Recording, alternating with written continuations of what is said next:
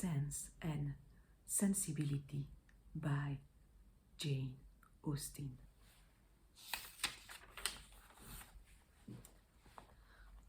The family of Dashwood had been long settled in Sussex.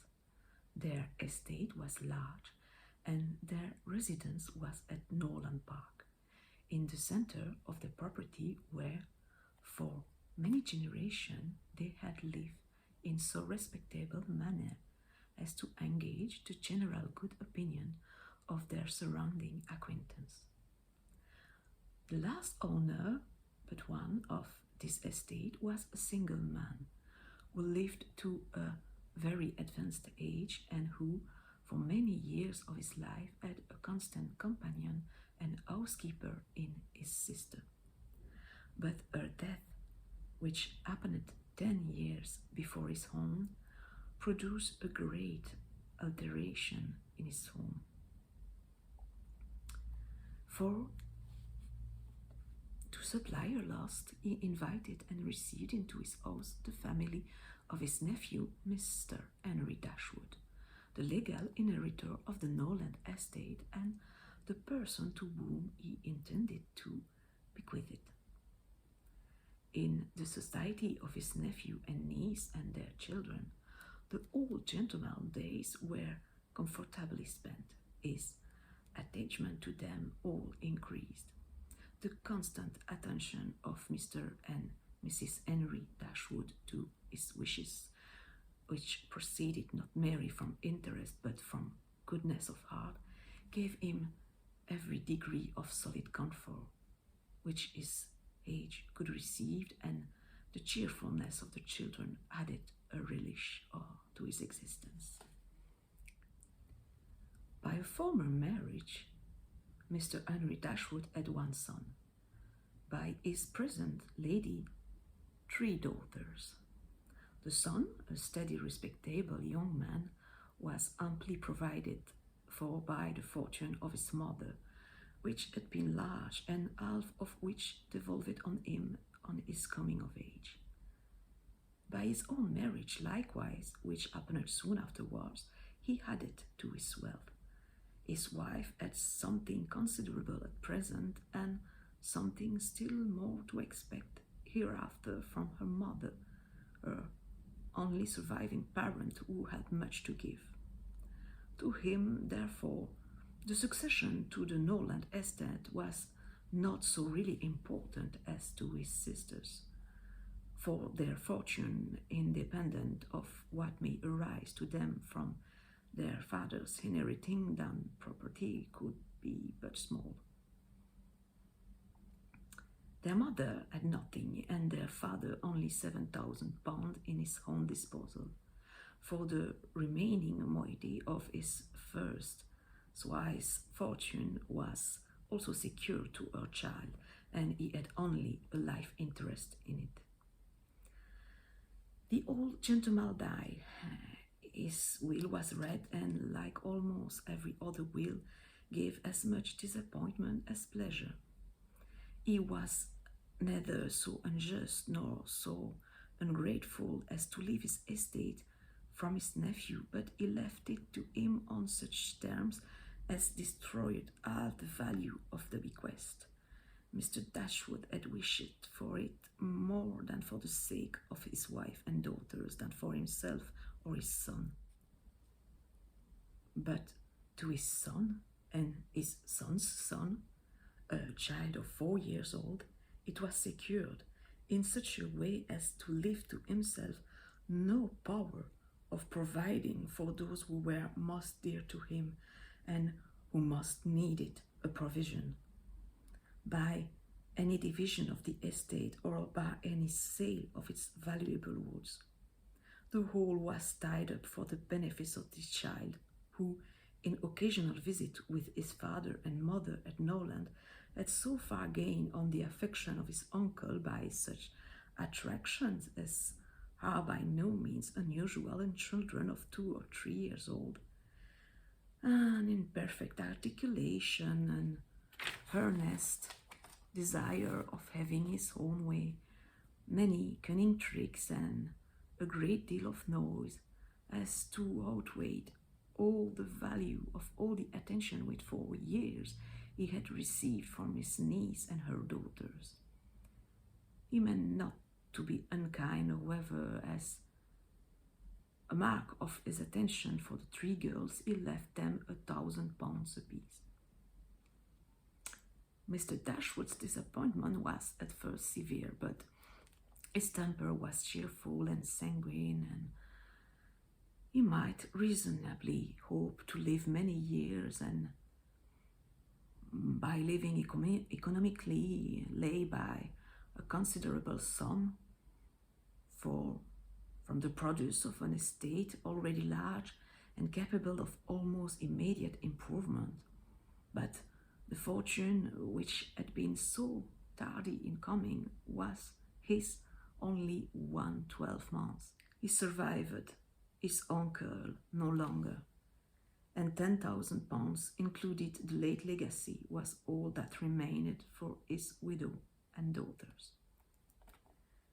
His son was sent for as soon as his danger was known, and to him Mr. Dashwood recommended with all the strength and urgency which illness could command the interest of his mother-in-law and sisters. Mr. John Dashwood had not the strong feelings of the rest of the family, but he was affected by a recommendation of such a nature at such a time, and he promised to do everything in his power to make them comfortable. His father was rendered easy by such an assurance, and Mr. John Dashwood had then leisure to consider how much there might prudently be in his power to do for them. He was not an ill-disposed young man, unless to be rather cold-hearted and rather selfish is to be ill-disposed, but he was in general well respected, for he conducted himself with propriety in the discharge of his ordinary duties. Had he married a more amiable woman, he might have been made still more respectable than he was. He might even have been made amiable himself, for he was very young when he married and very fond of his wife. But Mrs. John Dashwood was a strong caricature of himself, more narrow-minded and selfish. When he gave his promise to his father, he meditated within himself to increase the fortunes of his sisters by the present of £1,000 apiece. He then really thought himself equal to it. The prospect of £4,000 a year in addition to his present income, besides the remaining half of his own mother's fortune, warmed his heart and made him feel capable of generosity. Yes, he would give them £3,000. It would be liberal and handsome. It would be enough to make them completely easy. £3,000. He could spend so considerable a sum with little inconvenience. He thought of it all day long and for many days successively, and he did not repent. No sooner was his father's funeral over than Mrs. John Dashwood, without sending any notice of her intention to her mother-in-law, arrived with her child and their attendants. No one could dispute her right to come. The house was her husband's from the moment of his father's decease, but the indelicacy of her conduct was so much the greater, and to a woman in Mrs. Dashwood's situation, with only common feelings, must have been highly unpleasing. But in her mind there was a sense of honor so keen, a generosity so romantic, that any offense of the kind, by whomsoever given or received, was to her a source of immovable disgust. Mrs. John Dashwood had never been a favorite with any of her husband's family, but she had no opportunity till the present of suing them with how little attention to the comfort of other people she could act when occasion required it. So acutely did Mrs. Dashwood feel this ungracious behavior, and so earnestly did she despise her daughter-in-law for it, that on the arrival of the latter she would have quitted the house forever, had not the entreaty of her eldest girl induced her first to reflect on the propriety of going, and her own tender love for all her 3 children determined her afterwards to stay, and for their sakes avoid a breach with their brother. Eleanor, this eldest daughter, whose advice was so effectual, possessed a strength of understanding and coolness of judgment, which qualified her, though only 19, to be the consoler of her mother, and enabled her frequently to counteract to the advantage of them all that eagerness of mind in Mrs. Dashwood which must generally have led to imprudence. She had an excellent heart, her disposition was affectionate, and her feelings were strong, but she knew how to govern them. It was a knowledge which her mother had yet to learn, and which one of her sisters had resolved never to be taught. Marianne's abilities were, in many respects, quite equal to Eleanor's. She was sensible and clever, but eager in everything. Her sorrows, her joys could have no moderation.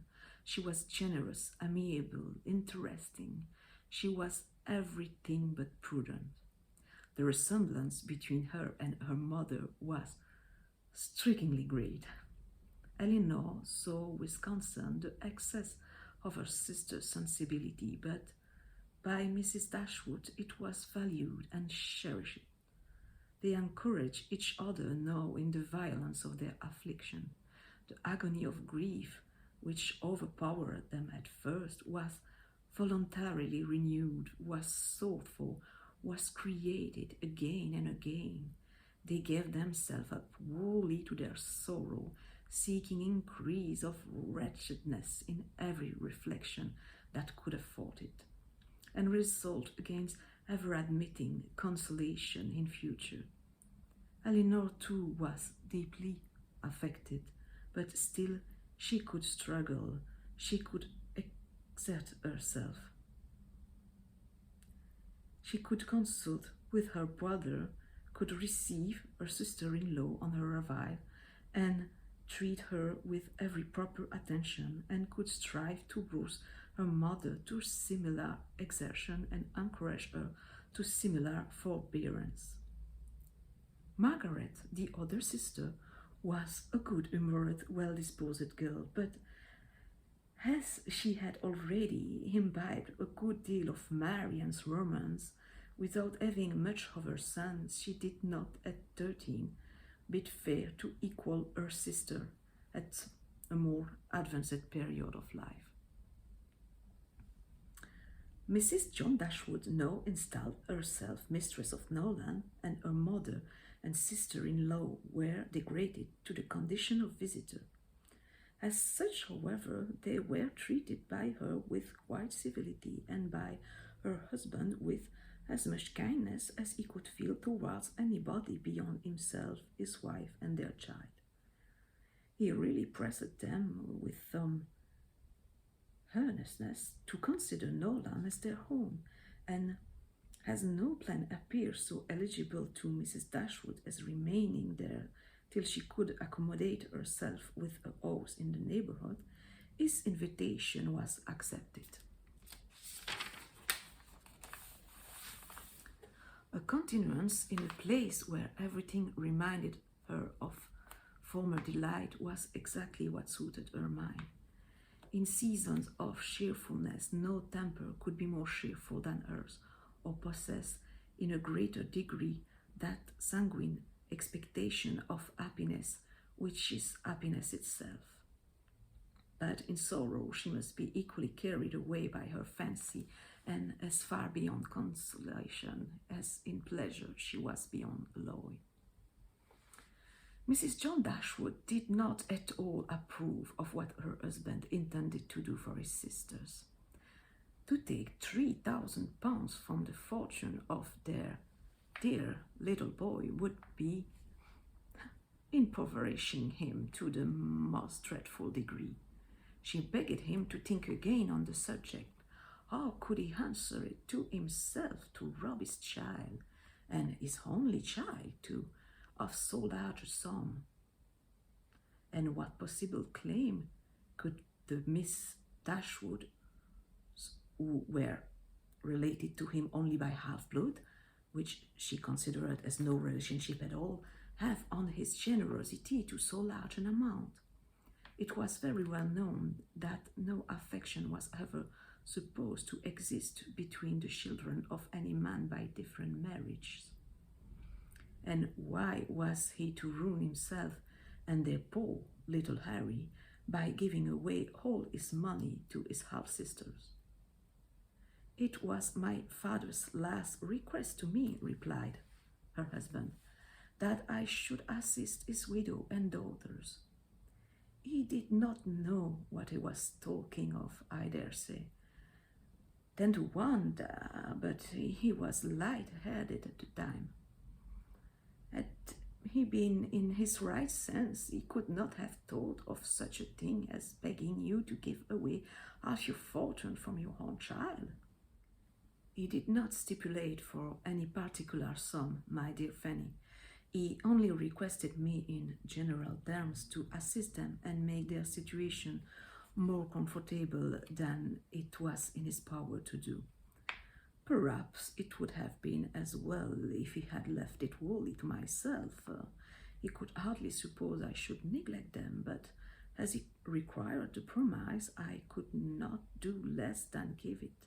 At least I thought so at the time. The promise, therefore, was given and must be performed.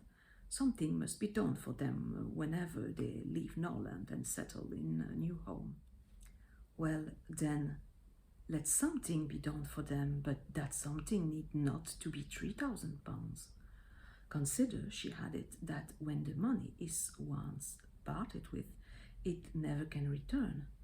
Your sisters will marry, and it will be gone forever, if indeed it would ever be restored to a poor little boy. Why, to be sure, said her husband very gravely, that would make a great difference. The time may come when Harry will regret that so large a sum was parted with. If he should have a numerous family, for instance, it would be a very convenient addition. To be sure it would. Perhaps then it would be better for all parties if the sum were diminished one half. £500 would be a prodigious increase to their fortunes. Oh, beyond anything great. What brother on earth would do half so much for his sister, even if really his sisters, and as it is, only half-blood, but you have such a generous spirit. I would not wish to do anything mean, he replied. One had rather, on such occasion, do too much than too little. No one, at least, can think I have not done enough for them. Even themselves, they can hardly expect more. There is no knowing what they may expect, said the lady, but we are not to think of their expectation. The question is what you can afford to do.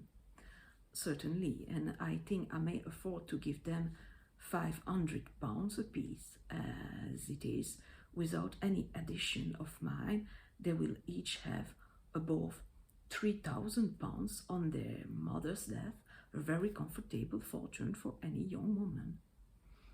To be sure it is, and indeed it strikes me that they can want no addition at all. They will have £10,000 divided among them. If they marry, they will be sure of doing well, and if they do not, they may all live very comfortably together on the interest of £10,000. That is very true, and therefore I do not know whether, upon the whole, it would not be more advisable to do something for their mother while she lives rather than for them. Something of the annuity kind, I mean, My sister would feel the good effect of it as well as herself. 100 a year would make them all perfectly comfortable. His wife hesitated a little, however, in giving her consent to this plan. To be sure, said she, it is better than parting with £1,500 at once, but then if Mrs. Dashwood should live 15 years, we shall be completely taken in. 15 years? My dear Fanny, her life cannot be worth half that purchase. Certainly not, but if you observe, people always live forever when there is any annuity to be paid them. And she is very stout and healthy and hardly 40. An annuity is a very serious business. It comes over and over every year, and there is no getting rid of it. You are not aware of what you are doing. I have known a great deal of the trouble of annuities, for my mother was clocked with the payment of 3 to all superannuated servants by my father's will, and it is amazing how disagreeable she found it. Twice every year these annuities were to be paid, and then there was the trouble of getting it to them, and then one of them was said to have died, and afterwards it turned out to be no such thing. My mother was quite sick of it. Her income was not her own, she said, with such perpetual claims on it, and it was the more unkind in my father because otherwise the money would have been entirely at my mother's disposal without any restriction whatever. It has given me such an abhorrence of annuities that I am sure I would not pin myself down to the payment of one for all the world. It is certainly an unpleasant thing, replied Mr. Dashwood, to have those kind of yearly drain on one's income. One's fortune, as your mother justly says, is no one's own. To be tired down to the regular payment of such a sum on every rent day is by no means desirable. It takes away one's independence. Undoubtedly, and after all you have no thanks for it. They think themselves secure, and you do no more than what is expected, and it raises no gratitude at all. If I were you, whatever I did should be done at my own discretion entirely. I would not bind myself to allow them anything yearly. It may be very inconvenient some years to spare 100 or even £50 from our own expenses. I believe you are right, my love. It will be better that there should be no annuity in the case. Whatever I may give them occasionally will be of far greater assistance than a yearly allowance, because they would only enlarge their style of living if they felt sure of a larger income and would not be sixpence the richer for it at the end of the year. It will certainly be much the best way. A present of £50 now and then will prevent their ever being distressed for money, and will, I think, be amply discharging my promise to my father.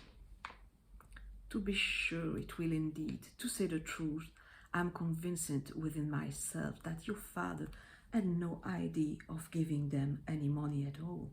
The assistance he thought of, I dare say, was only such as might be reasonably expected of you. For instance, such as looking out for a comfortable small house for them, helping them to move their things, and sending them presents of fish and game, and so forth, whenever they are in season. I'll lay my life that he meant nothing farther. Indeed, it would be very strange and unreasonable if he did. Do but consider, my dear Mr. Dashwood, how excessively comfortable your mother-in-law and her daughters may live on the interest of £7,000, besides the £1,000 belonging to each of the girls, which brings them in £50 a year apiece, and of course they will pay their mother for their board out of it. Altogether, they will have 500 a year amongst them, and what on earth can 4 women want for more than that? They will live so cheap. Their housekeeping will be nothing at all. They will have no carriage, no horses, and hardly any servants. They will keep no company and can have no expenses of any kind. Only conceive how comfortable they will be. 500 a year. I am sure I cannot imagine how they will spend half of it. And as to you giving them more, it is quite absurd to think of it. They will be much more able to give you something. Upon my word, said Mr. Dashwood, I believe you are perfectly right. My father certainly could mean nothing more by his request to me than what you say. I clearly understand it now, and I will strictly fulfill my engagement by such act of assistance and kindness to them as you have described it. When my mother removes into another house, my services shall be readily given to accommodate her as far as I can. Some little present of furniture to me be acceptable then. Certainly, returned Mrs. John Dashwood, but however, one thing must be considered. When your father and mother moved to Norland, though the furniture of Stanhill was sold, all the china, plate, and linen was saved, and is now left to your mother. Her house will therefore be almost completely fitted up, and as soon as she takes it. That is a material consideration, undoubtedly, a valuable legacy indeed, and yet some of the plates would have been a very pleasant addition to our own stock here. Yes, and the set of breakfast china is twice as handsome as what belongs to this house, a great deal too handsome in my opinion for any place they can ever afford to live in. But, however, so it is. Your father thought only of them, and I must say this, that you owe no particular gratitude to him, nor attention to his wishes, for we very well know that if he could, he would have left almost everything in the world to them. This argument was irresistible. It gave to his intention whatever of decision was wanting before, and he finally resolved that it would be absolutely unnecessary, if not highly undecorous, to do more for the widow and children of his father than such kind of neighborly acts as his own wife pointed out.